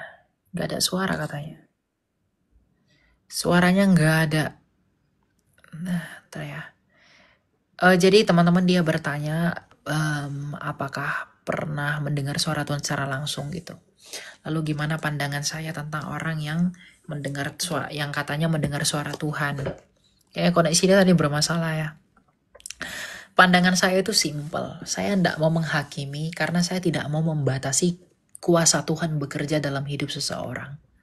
Bukan berarti karena saya tidak mengalami lalu saya mengatakan yang mengalami itu tidak benar. Itu tidak fair buat saya dan itu tidak etis sebagai pengajar ya. Dan saya juga nggak melabeli diri saya pengajar ya. Jadi maksud saya adalah Tuhan itu bisa berkarya kepada siapapun dengan caranya dan menurut apa kerelaan hatinya. Dia bisa datangi orang melalui mimpi, melalui penglihatan dan lain sebagainya. Itu kuasa Tuhan kita yang tak terbantahkan. Cuma ya harus diuji dengan firman Tuhan. Bener nggak sih kesaksiannya? Bener nggak sih apa yang ia ungkapkan tentang Tuhan dalam yang katanya penglihatan, yang katanya suara dari Tuhan? Kalau dia suara dari Tuhan mengajarkan hal-hal yang bertentangan dengan firman Tuhan, ya jangan ikuti, berarti itu tidak dari Tuhan. Gitu loh. Simple. Jadi dalam Matius 7 kan Tuhan Yesus bilang apa? Dari buahnya lah kamu mengenal mereka. Jadi kita mengenal segala sesuatu peristiwa yang ada dalam hidup kita itu, kita lihat dan kenali dari buahnya. Gitu ya. Sesimpel itu. Jadi enggak perlu push untuk itu. Silakan Henok. Iya Kak. Sebentar. Kak mau nanya sebentar Kak.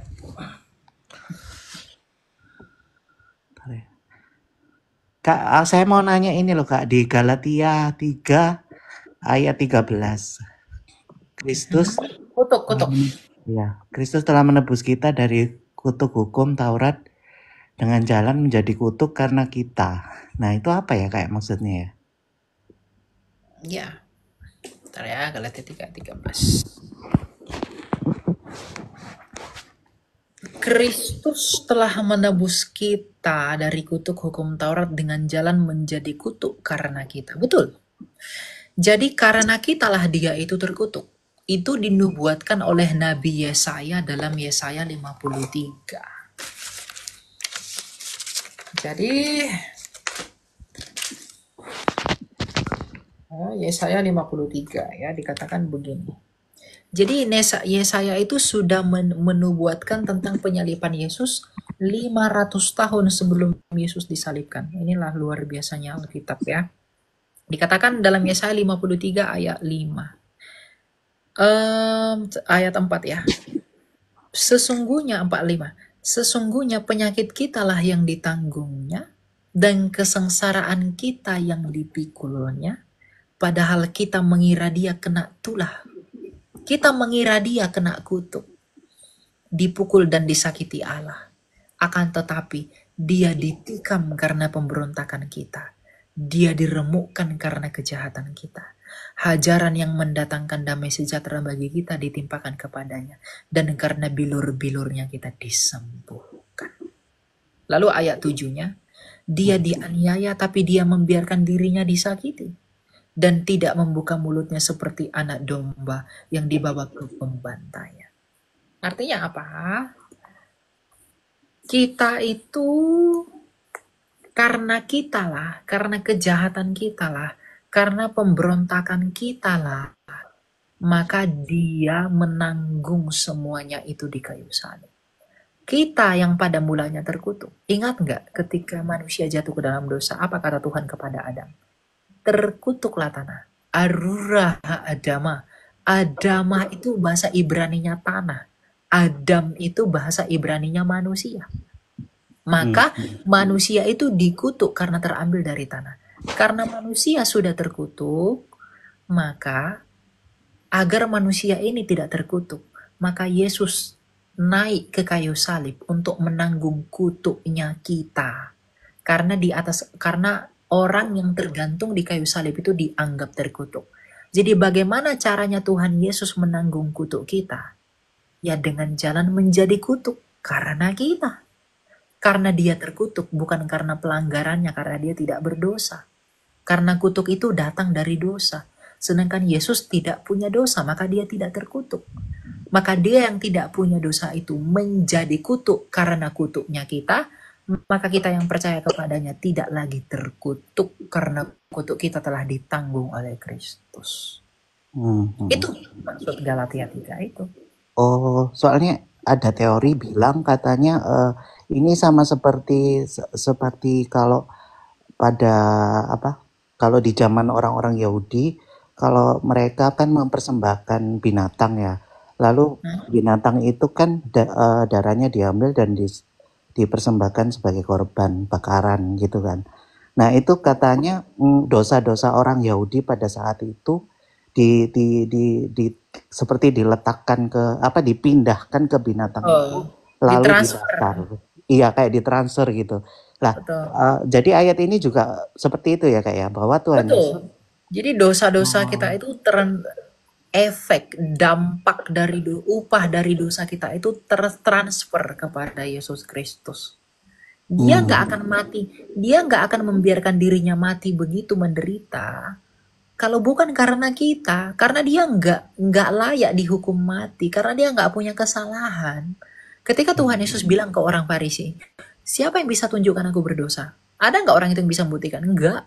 Bahkan pengadilan Roma, Pontius Pilatus saja mengatakan, aku tak menemukan kesalahan apapun pada orang ini. Artinya dua pihak, Yahudi dan Romawi, tidak bisa membuktikan Yesus berdosa. Tapi mengapa dia harus mati yang adalah akibat dari dosa? Berarti dosa kita yang ditanggung dia. Karena dia tidak seharusnya menderita karena dia nggak punya dosa. Makanya Nabi Yesaya berkata, nanti yang akan datang itu, dia akan ditikam oleh karena kesalahan kita, bukan karena kesalahan dia. Tapi oleh karena bilur-bilurnya itu kita jadi sembuh. Amin. Ya, jadi memang pengorbanan Kristus di kayu salib itu adalah tipologi penggenapan korban di perjanjian lama. Karena Tuhan Yesus itu adalah imam besar kita. Dan imam itu sebelum mempersembahkan korban, sebelum dipotong, imam itu berdoa dulu. Dosa-dosanya, baru dosa-dosa bangsanya. Ditransfer itu ke si korban itu. Baru korban itu dipotong, baru nanti dosa mereka diampuni. Ya, Tuhan Yesus juga begitu. Dosa-dosa kita, karena Tuhan Yesus adalah imam ya, maka dirinya sendiri di dalam kehendaknya mengambil dosa-dosa kita, lalu menanggung itu menjadi persembahan yang harum di hadapan Bapa kita. Sekali untuk selamanya ya Kak. Sekali untuk selama-lamanya. Betul. Ya. Kak, satu lagi Kak terakhir. Ya. Mau tanya yang tentang 1 Korintus 15 ayat 24 sampai 28. Di situ kan dikatakan bahwa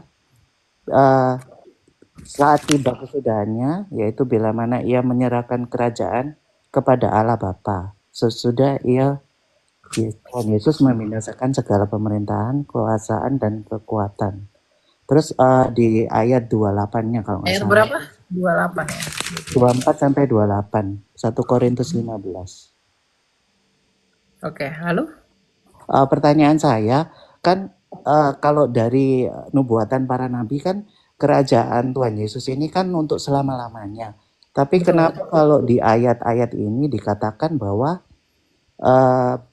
ia sendiri sebagai anak akan menaklukkan dirinya di bawah dia dan dia menyerahkan kerajaannya kepada Allah Bapa. Nah, bisa dijelaskan enggak, Kak?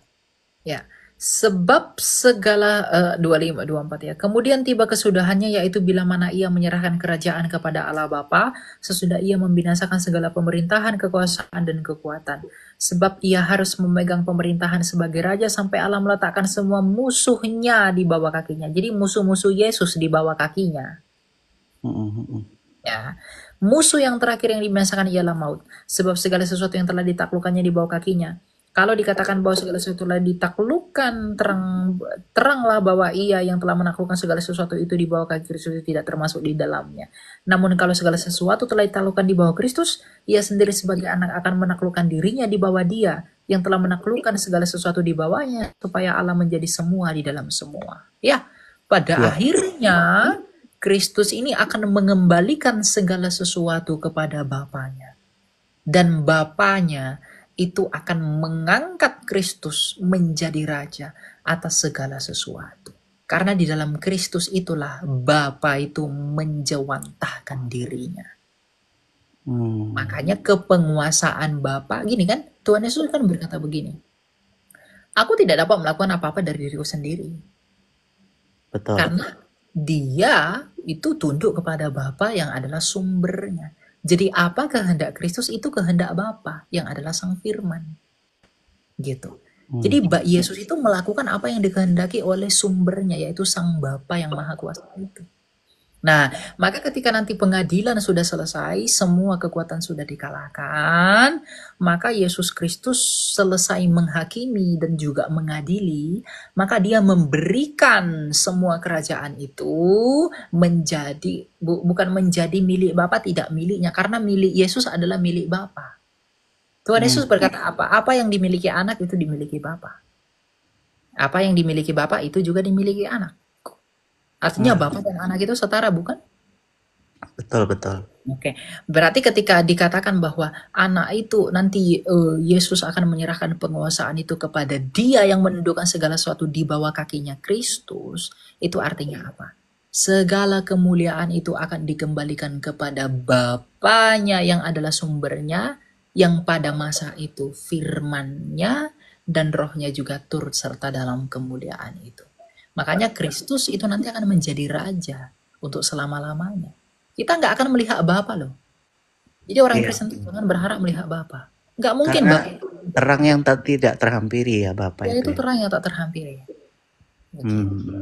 Maka nanti kerajaan itu ya kembali kepada Bapa karena semuanya inisiatif Sang Bapa bersama Firman dan Roh-Nya sejak kekal kan.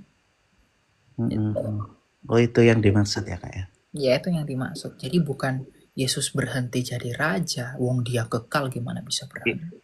Iya, takutnya kan diserang sama RT sebelah itu loh Kak. Mereka nggak ngerti ayat itu. Iya, betul. Yesus di dalam Wahyu bilang akulah Alfa dan Omega. Ya Kak, ya cuman itu aja Kak. Oke, ya. Terima kasih banyak. Shalom. Shalom. Oke, teman-teman. Banyak yang mau naik nih, tapi enggak bisa naik semua ya. eh karena banyak, iya kok banyak sih yang menaik ya. Sabar ya, sabar. Mungkin kesempatan enggak hari ini, esok, lusa, tahun depan ya kan. Silakan, Meski. Halo Kak, ini suara aku kedengeran gak ya Kak? Ya ada, silakan. Oke, terima kasih. Kak sebenarnya mau tanya, soalnya lagi bergumul juga sih belakangan ini tentang iman Katolik sih Kak. Aduh maaf ya teman-teman yang Katolik, pengen tahu. Kan mereka itu menyertakan Bunda Maria ketika berdoa ya Kak. Jadi kayak bukan menyembah sih, pasti teman-teman Katolik klaimnya bukan menyembah tapi berdoa bersama-sama Bunda Maria kayak gitu. Sedangkan kalau saya kan Protestan ya Kak, yang kita tahu yang the only way hanya ya berdoa pada Tuhan gitu. Nah, mau tahu sih pandangan Kak Elia terhadap itu tuh apa? Dan sebenarnya tuh apa sih yang Tuhan mau tuh misalnya kalau dalam berdoa tuh, apakah it's okay kalau misalnya menyertakan atau ada pandangan lain gak ya Kak? Maaf ya Kak, kalau belibet semoga paham. Iya, kalau saya pribadi ya nggak ada masalah dengan doa, karena dalam Katolik itu disebut dengan devosi. Ya, nih. Kalau saya tidak ada masalah dengan itu. Jadi mau dilakukan doa bersama Maria atau enggak pun enggak apa-apa. Karena itu semua punya argumentasinya masing-masing. Karena dalam iman Kristen, kita misal lihat dalam Yohanes 11 ayat 26 dikatakan begini. Dan setiap orang yang hidup dan yang percaya kepadaku tidak akan mati selama-lamanya. Percayakah engkau hal ini? Dalam iman Kristen, ya nggak ada lagi hubungan orang mati dan orang hidup. Betul. Tapi masalahnya Tuhan Yesus berkata begini. Dan setiap orang yang hidup dan percaya kepadaku tidak akan mati, akan selama-lamanya. Percayakah engkau hal ini? Nah, pertanyaannya, Bunda Maria adalah bundanya Tuhan Yesus. Apakah Bunda Maria itu mati? Iya. Dia tetap hidup di Firdaus sana. Gitu loh. Nah, makanya dalam iman teman-teman Katolik, mereka mengajak Bunda Maria itu untuk mendoakan permintaan mereka kepada Yesus. Pengantara kepada Bapa hanya Yesus. Sama seperti kamu ajak orang tuamu, "Ma, doain aku ya. Teman-teman doain aku ya." Ya kamu meminta doa orang tuamu kan untuk mendoakan kamu. Tapi tujuannya kepada siapa? Kepada Yesus kan. Nah, maka doa kepada Maria, doa bersama Maria, bersama para kudus, kamu mengajak mereka untuk mendoakan kamu kepada Yesus. Bukan mereka kemudian jadi pengantara seperti Yesus. Bukan, Bunda Maria bukan Allah kok. Bunda Maria manusia seperti kita. Cuma dia terpilih dan terkaruniai. Itu yang dimaksud dalam devosi iman Katolik. Jadi dengan argumentasi itu saya pikir saya tidak punya hak untuk menyalahkan itu. Dan karena memang ada dasarnya. Saya tidak percaya Maria itu mati. Kalau tidak, dia hidup. Saya tidak percaya Paulus itu mati. Wong Tuhan berkata kepada para rasul, engkau nanti 12 orang di sini, kepada murid-muridnya, engkau akan duduk bersama-sama dengan aku mengadili 12 bangsa Israel. Kalau para rasul menjadi saksi-saksi Kristus untuk mengadili seluruh manusia kelak, dan kalau mereka tidak tahu tentang kita, mungkin nggak mereka bisa bersaksi tentang kita? Tidak. Berarti mereka tahu kan tentang kita. Maka mereka bisa memberi kesaksian tentang kita mengenai pengadilan Kristus itu. Nah, jadi itu yang dimaksud dalam iman orang Katolik dan Ortodoks, berdoa bersama ya. Berdevosi namanya. Cuma yang kita sebagai orang gini, karena memang ada orang-orang Protestan, ya saya Protestan ya. Cuma kita itu kerap kali salah paham. Ya saya mengerti lah ya, ketika masa reformasi di abad ke-15-16, semua yang berbau Katolik itu jadi anti begitu. Jadi semua tentang Katolik itu seakan-akan disalahkan semua. Padahal enggak begitu. Dan secara absah, secara sah juga dari Luther yang adalah bapak reformasi kita, tidak pernah mengatakan hal yang seperti itu secara resmi, lalu itu ditafsir-tafsirkan orang-orang aja secara sembarangan tanpa menilik kembali apa yang menjadi dasarnya dalam kitab suci, gitu. Jadi bagi saya ya enggak masalah. Ini bukan tentang oh kamu Protestan tapi kok dogmamu kayak Katolik. Oh bukan gitu, bukan masalah yang seperti itu. Ini masalah kita belajar kembali nggak sih ke sumbernya, menimbang kembali nggak argumennya. Jadi bukan menuhankan denominasi kita, tapi menguji kembali dalam kitab suci. Ada atau enggak? Ya.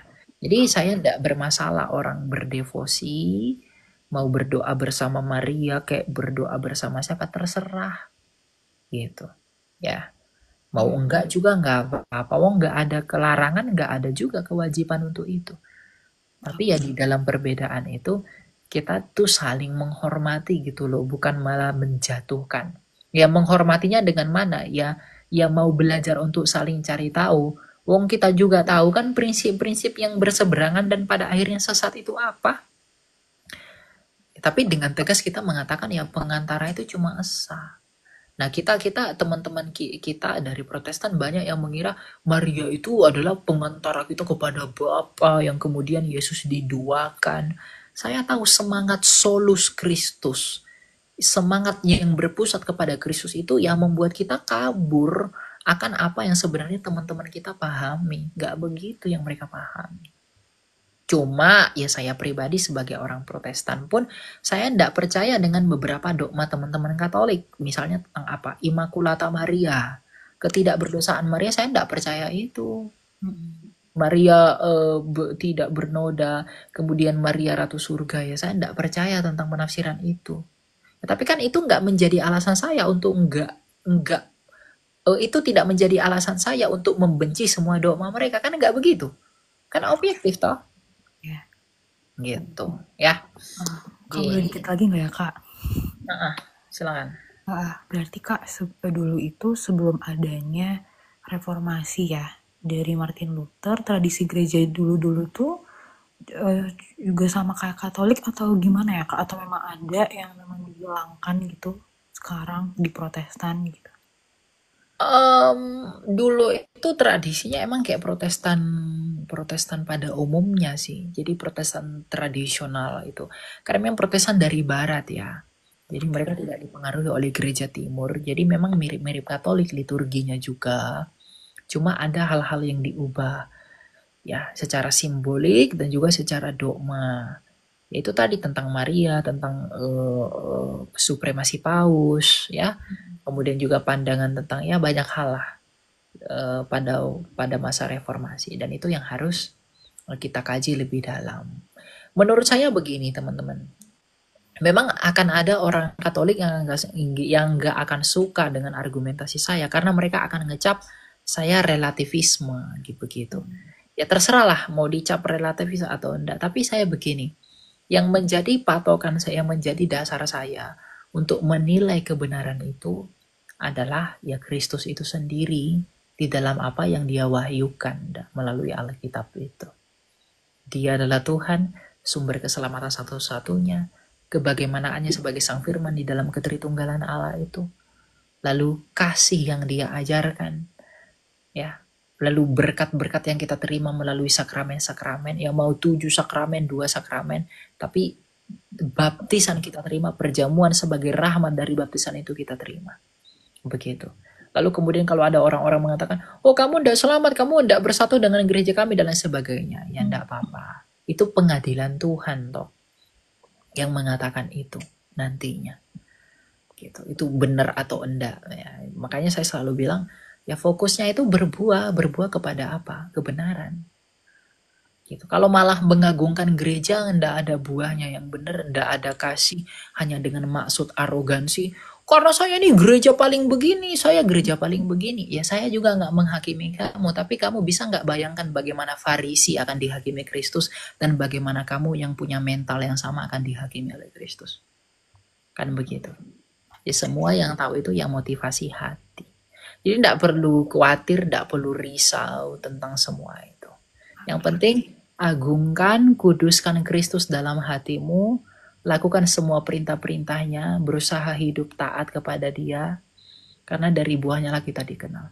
Banyak kok orang yang memanggil dia Tuhan akan ditolak. Lalu kemudian ada gereja-gereja tertentu dia mengagungkan liturginya. Oh, liturgi gereja kami begini-begini. Saul itu juga buat ritual yang taat kepada Tuhan, tapi Tuhan tolak juga dia. Kenapa? Karena dari ketidaktaatan dan kesombongan dia. Ya. Jadi bukan hal-hal yang tampak itu yang menyelamatkan kita, tapi apa hal-hal yang ada di dalam itu. Dan itu kita pahami masing-masing berdasarkan pemahaman di mana kita berada, dalam hal ini gereja. Ya? Oke, thank you ya Kak. Terima kasih. God Ya. bless. Oke, gitu ya. Thank you. God bless. Jadi mungkin gitu teman-teman, aku mau udahan dulu. Kita ndak bisa lama-lama, soalnya saya besok harus melanjutkan studi saya. Thank you, Tuhan berkati. Terima kasih ya. Pertama sekali kita bersyukur kepada Allah kita, Allah Tritunggal, di dalam Tuhan kita Yesus Kristus, yang telah berbelas kasih memberikan kita waktu pada malam hari ini untuk belajar bersama, ya. Dan yang sudah support saya, bantu saya dalam doa agar Tuhan memampukan saya setiap hari melakukan kehendaknya yang mulia. Saya juga berdoa kepada teman-teman agar Tuhan yang selalu melindungi dan mengasihi. Dan kita sama-sama berdoa agar Tuhan berbelas kasih dan mengingat kita selalu dalam kerajaannya yang kekal itu. Ya, Tuhan memberkati. Kita akan bertemu lagi dalam lain kesempatan. Bye-bye. Shalom.